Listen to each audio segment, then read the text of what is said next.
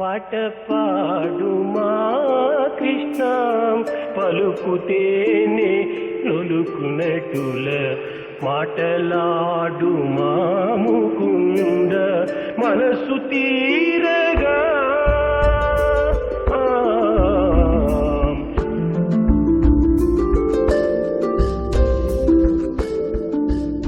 Bhagavad Gita yra visų šventųjų Sanatana dharmos raštų brangakmenis.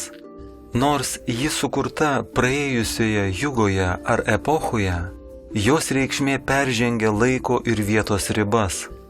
Viešpats Šri Krišna mokė Gytos savo mylimą mokinį Ardžuną Kurukšetros mūšio lauke. Šiandien tas mūšio laukas yra kiekviename iš mūsų, kai desperatiškai bandome numalšinti mūsų protus kamuojančius konfliktus ir sumaištį. Kenčiantys žmonės trokšta gauti patarimų iš autentiško šaltinio, kuris padėtų susiorientuoti gyvenimo verpetuose ir vingiuose. Bhagavad Gitos mokyme tikrai galima rasti atsakymus į visus žmogui kylančius klausimus, paguodą ir pagalbą, kurios jis taip trokšta. Sadguru Šri Madhusudana Sai daugybėje kalbų, kurias sakė savo darbuotojams, mokiniams bei sekėjams, šio šventojo teksto mokymą pateikė paprastai, bet labai giliai.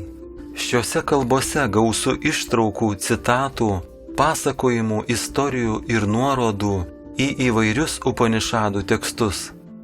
4 šios knygos tomuose pateikiama 18 Bhagavad Gitos skyrių esmė. Sadguru aiškiai, bet glaustai aiškina Bhagavad Gitos šlokas, posmus.